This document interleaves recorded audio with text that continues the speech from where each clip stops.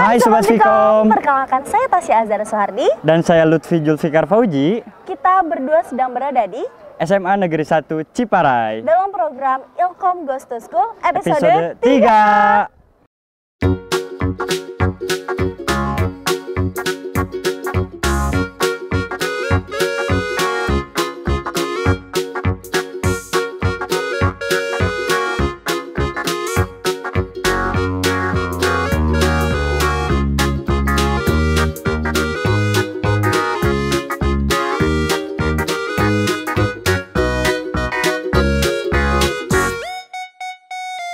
Seman 1 Ciparai ini menjadi sekolah yang cukup unik. Didirikan pada tanggal 17 Agustus 1957, di mana hari tersebut bertepatan dengan hari peringatan kemerdekaan Republik Indonesia. Berlokasi di Jalan Raya Pacet nomor 188, Pakutandang, Kecamatan Ciparai, Kabupaten Bandung, sekolah ini terkenal dengan segudang prestasinya. Mau tahu keseruan kita di sekolah ini? Stay tune!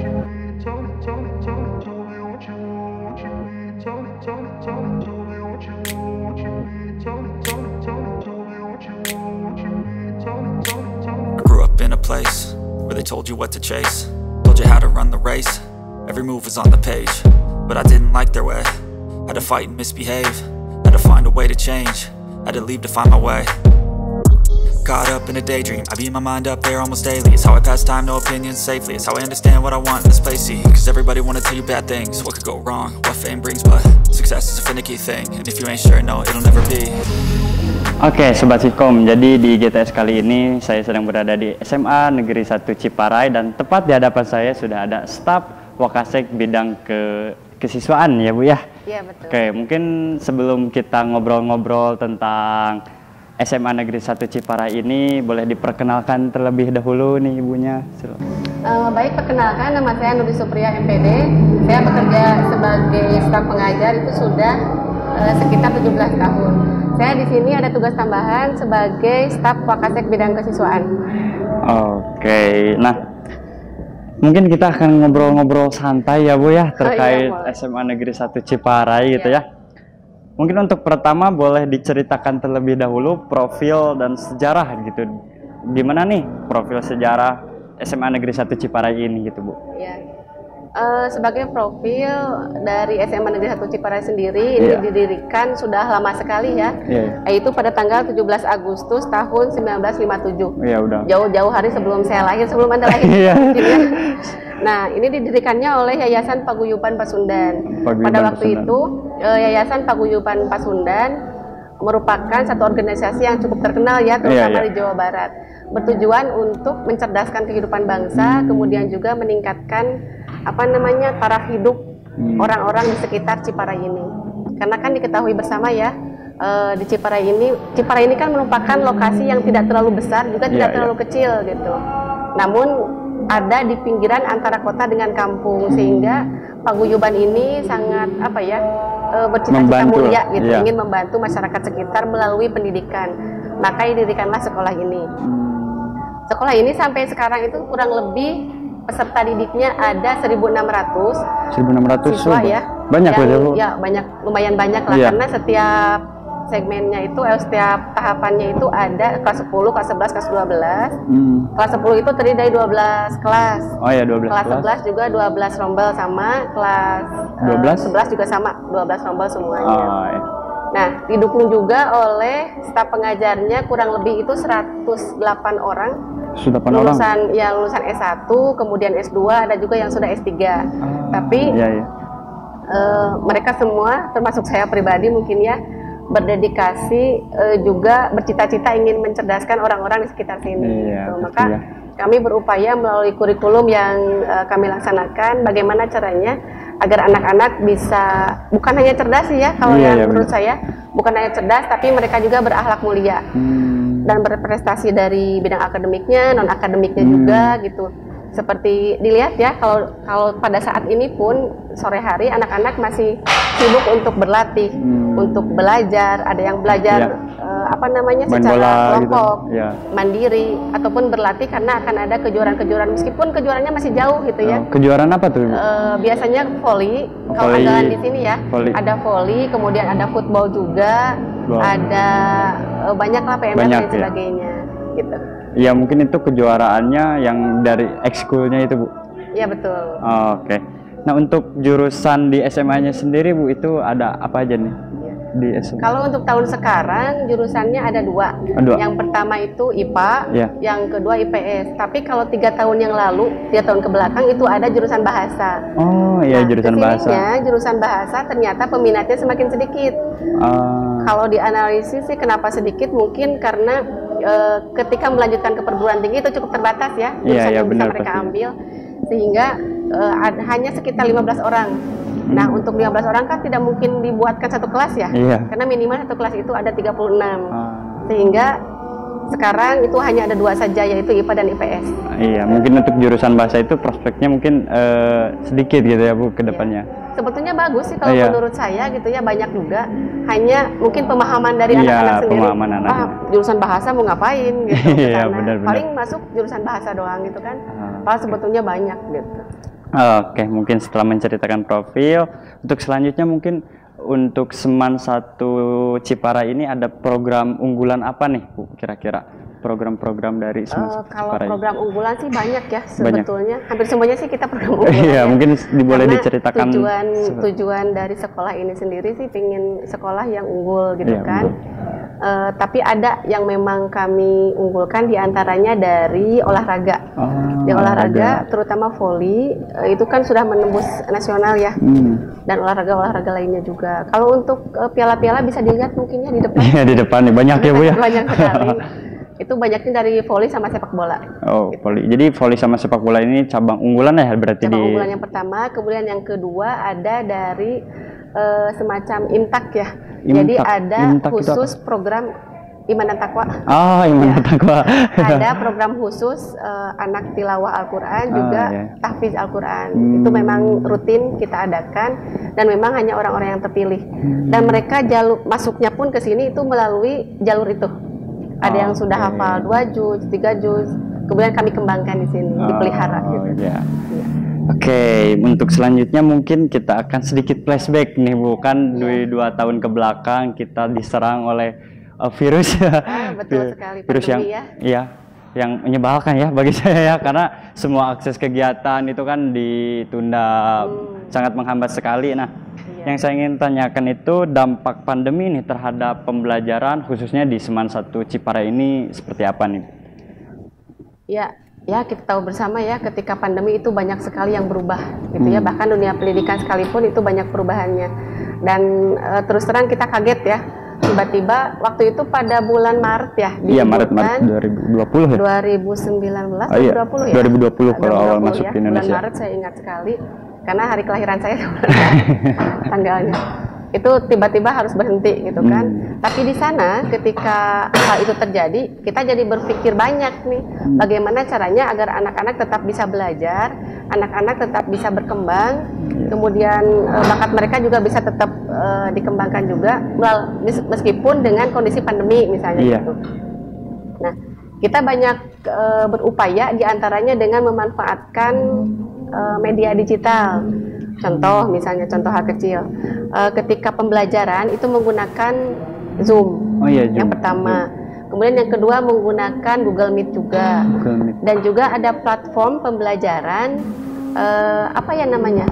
Ada guru pembelajar, kemudian dan lain-lain. Itu kami gunakan. Google Classroom juga. Itu sifatnya agak wajib sih kalau di kita ya. Karena tugas-tugas ke sana, kemudian juga pemberian informasi dan lain sebagainya, dan grup WA, grup Telegram itu sangat kita maksimalkan agar ada meskipun secara langsung touchingnya itu tidak ada, tapi minimal secara emosional perhatian dan sebagainya itu ada kita dapat. Sehingga tujuan pembelajaran bisa terpenuhi. Iya, jadi ketika pandemi mungkin yang bisa dilakukan oleh Seman 1 Ciparai ini memanfaatkan media ya, terutamanya media-media baru gitu kan. Lalu dari sudut pandang Ibu sendiri nih, ketika berarti metode pembelajarannya berubah kan, yang asalnya langsung menjadi lewat daring kan. Nah, menurut Ibu sendiri, menurut pandangan Ibu sendiri, efektif gak sih dari daring ini pembelajaran gitu? Kalau berbicara ini penilaian Ibu aja gitu. pengalaman saya mungkin. Iya, pengalaman. Berbicara efektif atau tidak tergantung dari pelakunya. Saya misalkannya, saya merasa efektif karena lebih fleksibel waktu. Yang pertama lebih fleksibel waktu, kemudian yang kedua kita bisa menayangkan berbagai hal yang memang tidak bisa diungkapkan, tapi bisa melalui gambar juga, bisa melalui gambar hidup maupun gambar yang hanya berupa foto-foto saja. Itu cukup bagus. Hanya kekurangannya itu di bidang etika. Yang pertama etika, kemudian karena kan tidak ada tatap muka, tidak ada touchingnya, tidak ada sentuhannya, emosinya itu kurang. Sehingga ada yang tersampaikan. Kalau materi oke. Mereka juga ketika diuji itu bisa, materi bisa. Hanya dari punten, dari sopan santun, dari etika, karena mereka berasal dari keluarga yang berbeda, kemudian juga otomatis kan kebiasaan, etika, bahasa, itu bahasa yang mereka gunakan ya bahasa mereka sehari-hari, juga bahasa-bahasa yang ya begitulah ya di luar, berbeda dengan di dunia pendidikan. Itu mungkin yang agak kurang maksimalnya yang kita rasakan. Kalau contoh pelanggaran etika itu sendiri Bu, seperti apa nih? Misalnya ucapan kasar, binatang, punten ya, ucapan yang kasar misalnya. Atau ketika kita sapa dengan ucapan Assalamualaikum, gimana kabarnya hari ini? Ayah nu hare-hare. Waalaikumsalam Bu. Cuek ya. Nah, sikap juga, sikap itu gestur kan kelihatan ya. Ada yang serius, ada yang sambil nyender, ada yang bagaimana. Aduh ini mau belajar atau mau apa gitu ya. Nah, ketika menegur pun kita kan jadi apa ya? Gok gitu ya. Kalau langsung ini kan enak ya. Iya, pasti. Duduknya atau yang baik. Nah, mungkin seperti itu. Tapi kalau di itu kan ketika Zoom, itu duduknya siapa Bu? Agak ribet juga ya. Dia memunculkan, kemudian kan jadi profil yang hungkul. Jadi foto dia aja, gitu kan bukan dianya. Dan kita tidak tahu dia sedang ngapain. Apakah balik ke belakang, makan atau bagaimana? Mungkin hal-hal seperti itulah yang agak jadi kendala mungkin ya. Kalau penyampaian materi, saya rasa tidak begitu banyak kendala ya. Hanya mungkin dari segi etika hal seperti itu, budi pekerti itu sangat sulit terjangkaunya kalau melalui media sosial. Oke, mungkin terakhir nih, pertanyaan terakhir nih Bu, kita masuk ke pertanyaan terakhir. Harapan atau mungkin wishlist yang ingin dicapai untuk dari SMA Negeri 1 Ciparai ini apa nih kira-kira harapan yang ingin dicapainya misalkan? Harapan sangat banyak sekali. Kalau harapan terbesarnya aja gitu Bu. Harapan terbesarnya saya ingin kami melalui visi misi di sana ada. Kami ingin siswa kami itu menjadi insan yang baik, yang pinter, yang berbudi pekerti luhur, kemudian dia juga melek teknologi sesuai dengan era sekarang ya. 5.0 mungkin ya, sekarang sudah bukan 4.0 lagi, tapi 5.0. Mereka bisa beradaptasi dengan itu tanpa menghilangkan jati diri mereka.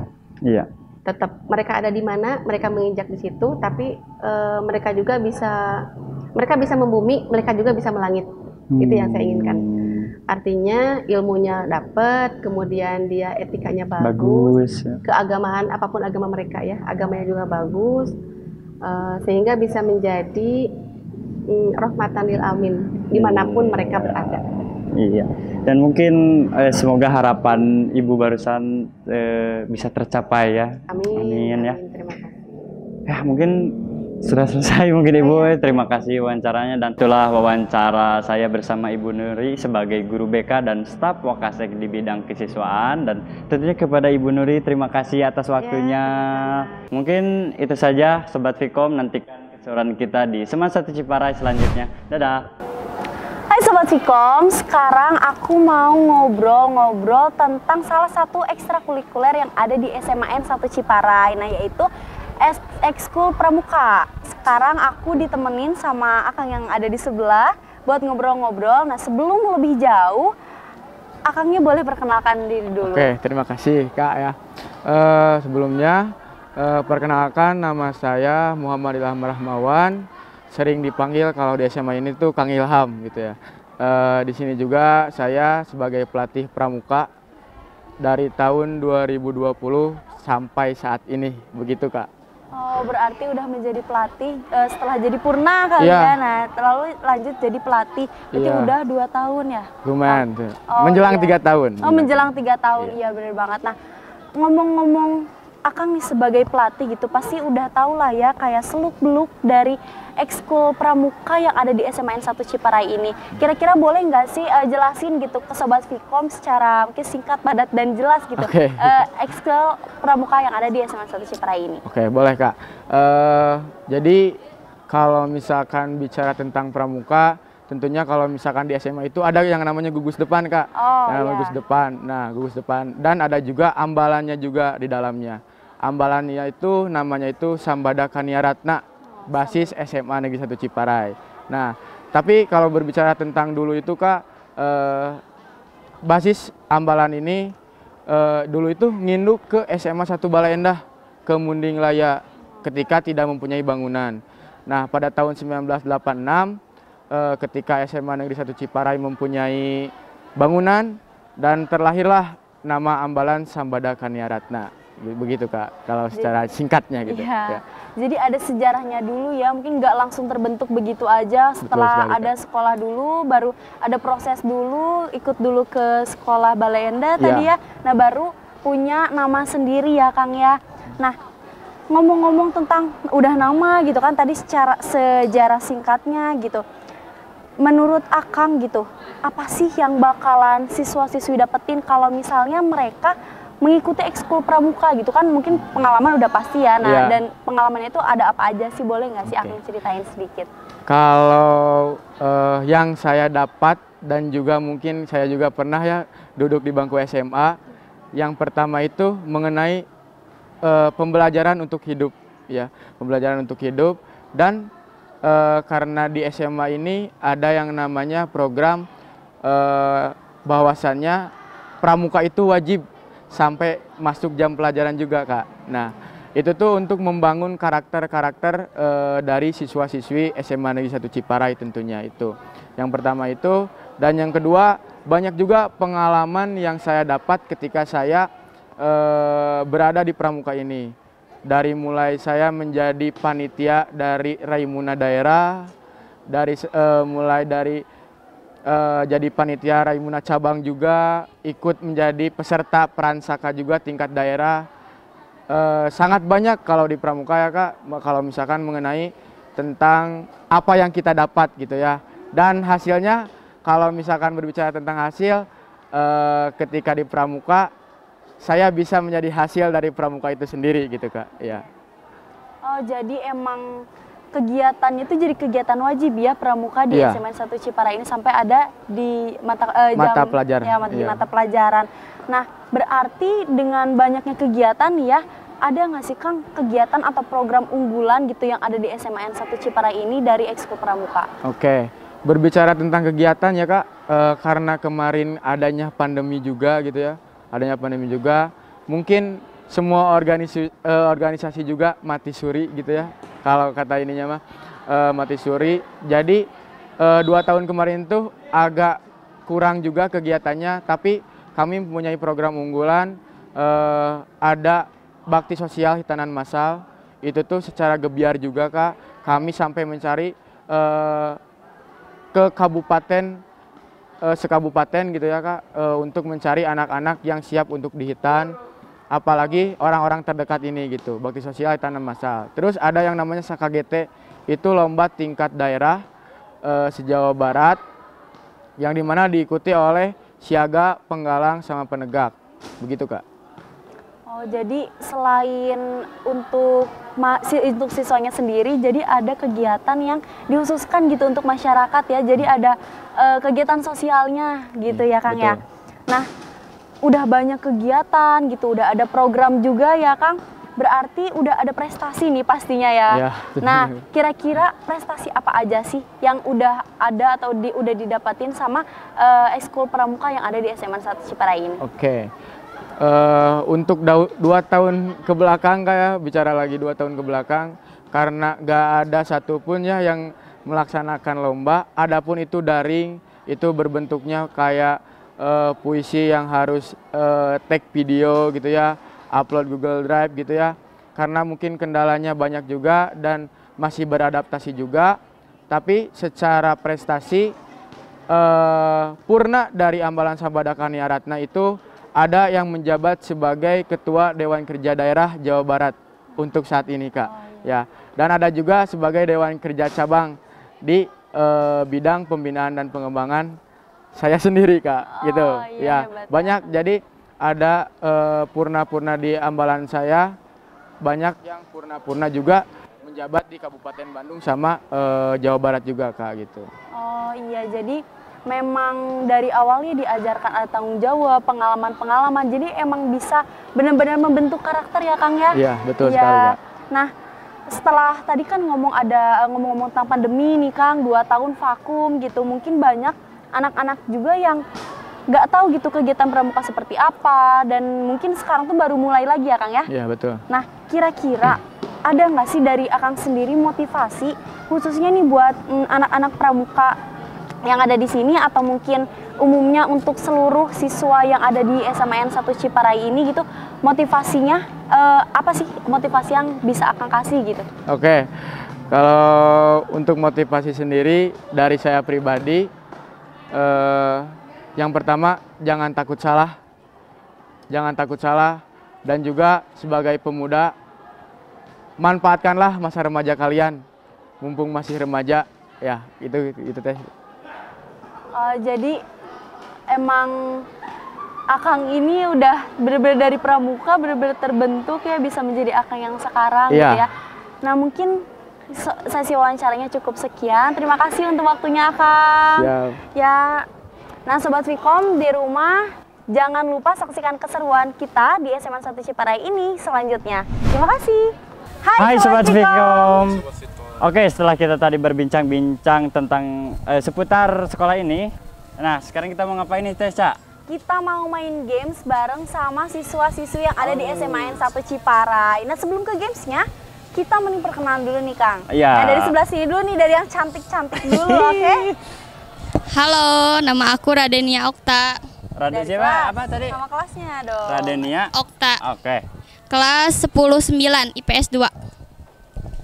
Halo, nama aku Indri Alia Rahma dari kelas 10-9.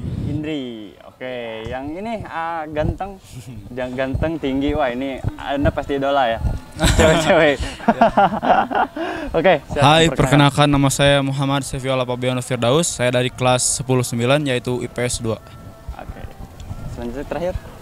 Hai, nama saya Rifali Pratama Wahyudin dari kelas IPS 2. Oke, jadi kita akan main games nih Sobat Vkom. Nah, untuk gamesnya mungkin boleh dijelaskan Teh harusnya seperti apa? Jadi nama gamesnya itu tebak kata. Nah nanti ada satu yang nebak nih, ada satu yang nebak, terus ada satu yang ngarahin. Tapi ngarahinnya tuh cuma pakai 3 kata doang. Ya, tidak, bisa jadi. Oh iya. Pernah dengar saya? Ya, pernah dengar kan? Nah. Oh, iya. Gimana kalau kita kasih contoh dulu nih Kang? Oke, kita kasih contoh dulu. Oke, misalnya katanya kucing, aku yang nebak. Oke, berarti aku yang ngarahin. Ya, oke, aku tebak ya. Hewan. Ya. Kakinya 4. Ya. Berbulu. Ya. Kucing. Nah, oke, kayak benar. Gitu, Sobat Vkom, kayak gitu ya Sobat Vkom. Ya, kita langsung aja ke games ya Kang. Iya. Oke. Stay tune.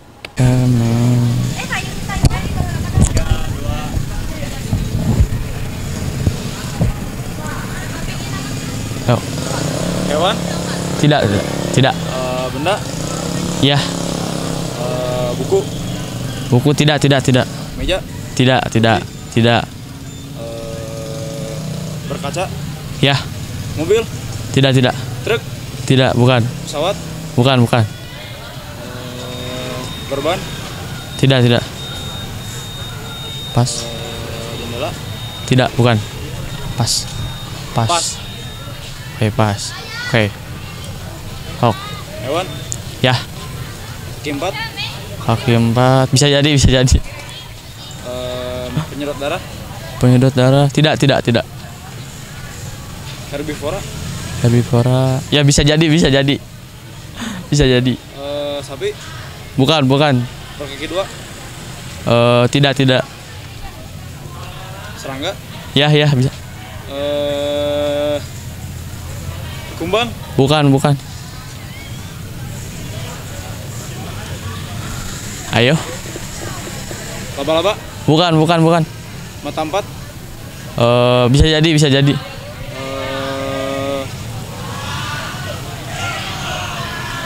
Belalang sembah. Bisa jadi, bisa jadi.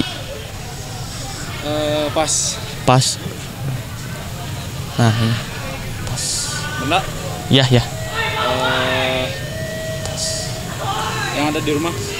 Ya, ya, ya. Jendela. Bukan, bukan. Kursi. Bukan, bukan, tidak, tidak. Ada kacanya.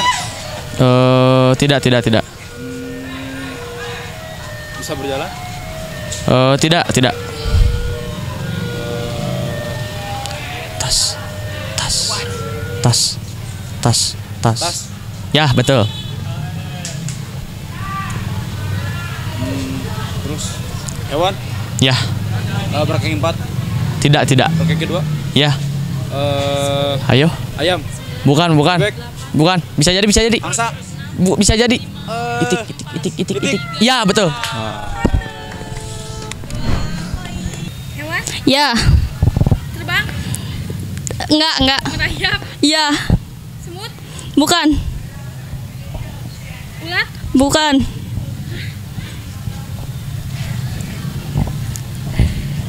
Ayo. Banteng? Bukan. Kutu? Ya, benar. Lagi. Hewan? Bukan. Benda? Ya. Sepatu? Bukan. Sendal? Bukan. Tas? Bukan. Bukan. Mobil? Bukan. Kendaraan? Bukan. Benda pakai? Ya, bisa jadi. Baju? Bukan. Helm? Bukan. Lampu? Bukan. Pas? Hewan? Ya. Di air? Bukan. Terbang? Ya. Ya. Kupu-kupu? Bukan. Burung? Bukan. Ayo. Ayo. Ya, terbang. Pas. Pas, sudah pas aja. Hewan? Bukan. Benda? Iya. Kendaraan? Bukan. Gitar? Benar. Benda? Bukan. Hewan? Ya. Terbang? Enggak. Di air? Enggak. Kaki 2? Bukan. 4? Benar. Sapi? Bukan, bukan. Domba? Bukan. Jerapah? Benar. Lagi. 9, 8, hewan? Ya. 7, di air? Bukan. Terbang? Bukan. 3, 4, Iya. 1. Oke, jadi kita barusan udah main game yang pastinya seru banget ya. Iya. Mengasah otak gitu ya, Kang ya. Iya, benar-benar. Dan tentunya kita juga udah dapat pemenangnya nih di game barusan dan akan dapat hadiah. Siapa nih yang menang tesnya nih? Tim cewek. Wih. Dan selamat untuk tim cewek dan semangat untuk tim cowok. Ya, harus. Emang cowok tuh ditakdirkan sebenarnya bukan kalah, bener nggak? Tapi mengalah. Enggak sih, enggak. Enggak, bener ya, mengalah Ya. ya. Iya, karena cewek itu ladies first kayak gitu ya. Nah, itu. Oke, langsung aja mungkin hadiahnya dibagikan oleh Teh Caca. Ya, ini ada hadiah untuk cewek-cewek yang udah berhasil menebak ya.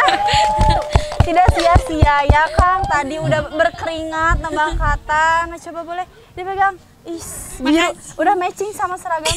Sebenarnya saya juga pengen main. Aduh, biru. Ramun menangnya. Hadiahnya aja. Coba gimana ekspresi senangnya dulu dong. Nah, jadi gamesnya cukup sekian. Terima kasih buat semuanya.